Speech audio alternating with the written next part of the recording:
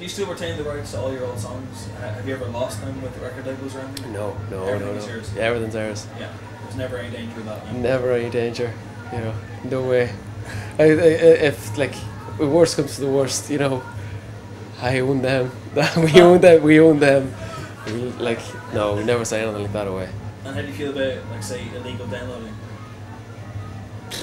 I use Spotify, Yeah. which feels illegal, but it's a paid service. Do you pay for it? Yeah, you have to pay. You have to pay for it to use it. Yeah. And I use it. It was only $9.99 a month, and like it's got every song on it. Yeah. You know, I use Groove as well a bit, and you don't have to pay for it. Yeah. And it's the same thing, but Spotify's better or something. But So you're submitting to illegal downloading? no, Groove isn't illegal either. Like it's some paid for advertising service. So, but Spotify, I use Spotify all the time, but it's not illegal. Yeah. But I pay a subscription to it. So what kind of interactive media do the Flaws kind of go with, and do you feel like you need to kind of be with someone to kind of promote your album, or is it just enough to be a band that is good? No, being a band that's good helps, but I think you could be a bad band and know the right person. Yeah. So we're a band that's good, and trying to get we're a band that's good that's trying to like look at every avenue in some way to try and further ourselves. You know, we've got a booking agent, we've got fantastic PR, you know, and it's enough, but there's always room for more. So when you lost, the Polydor deal or whatever, like, was there any kind of like hangover from that, or was it just we're done, we're walking away? Yeah, we all walked away. Just that was it. We still had half an album done, Achieving Vagueness, and so we still had to go and finish recording that. Yeah. And so we left them. It was 2006 October, November 2006, and the album came out over a year, under a year later, because we still had to record it and mix it, and we had some money, and so that's what we did with that. But there was no kind of bad blood. There was no kind of EOU stuff. It was just no. It was a development deal more than like a proper deal. You know, they just wanted to see how things would go. You know. Did you dive into it? Did you learn from it? Like, how did it? I did think that there was maybe one mistake we did, and that we all got bill phones. I'd never do that again. That's just like, internet. It's just stupid. I learned that. You always learn something here and there. You know, it was a good experience. Yeah. When I think back, I used to think everybody was signed at that time. You know, everybody, but not everybody was, and I suppose I take that for granted a wee bit. So do you feel like, having a record label doesn't necessarily mean the world that you might have thought beforehand, or like how important is it, for example, for the Flaws tomorrow or even a year from now to be on a major label? I mean, right now, you're like grassroots, you're doing quite well. If you had to say, well, look, we're doing okay. If we had a deal or something like a deal, we could definitely do better. We could actually, it's exposure. It's more exposure. Yeah. They can give you things that you can't get on your own.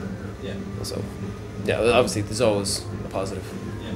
And I mean, like, have you tried to break into British or American markets, or are you just focused on Ireland right now? We never played America. We played Italy, we played Germany, we played England. There was a guy there tonight at the show. His name's Glenn, and he's seen us in the city in Manchester over 2 years ago. Yeah. And he came over just to see us tonight.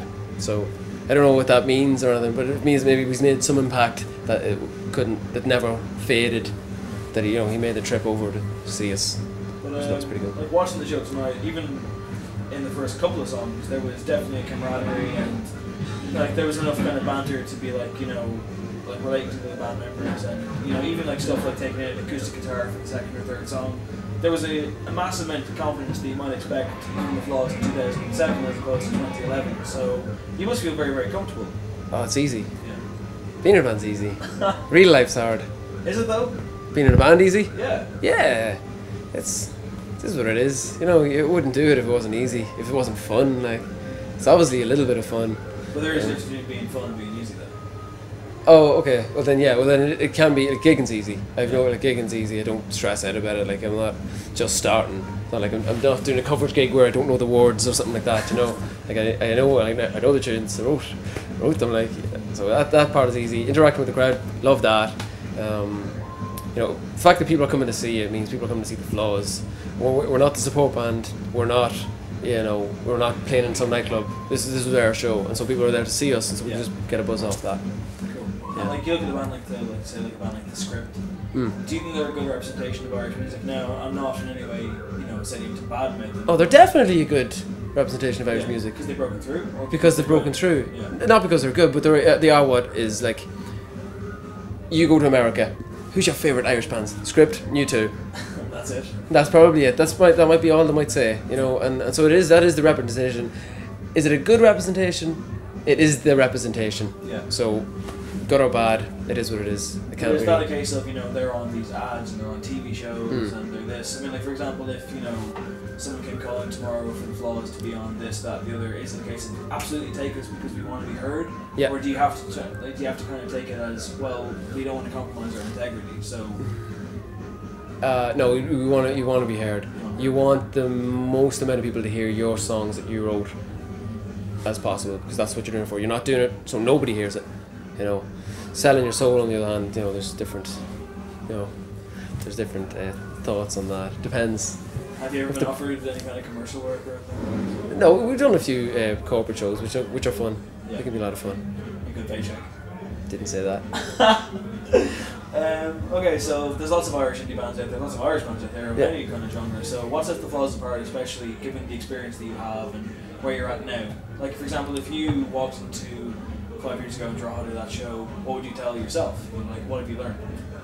Just keep writing those songs. Yeah. Because back then, I believed in the songs we were writing, and right now I believe more so, and I believe even more on what's coming on the songs that we're writing now. I think like you can only get. I think there's some people who can reach their peak, and then that's just it.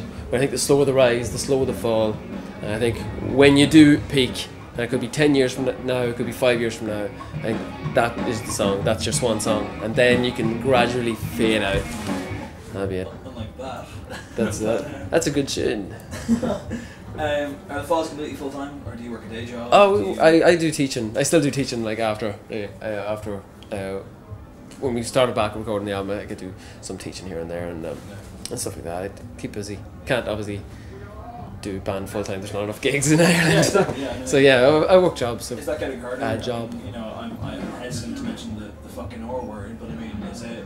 No, it's fine. It's I think I'm lucky just in the kind of work that I go after. I'm lucky that kind of people always need it. So it's a balancing act then. Yeah, but it's easy to do. It's not a whole lot of pressure on that, and it's always there.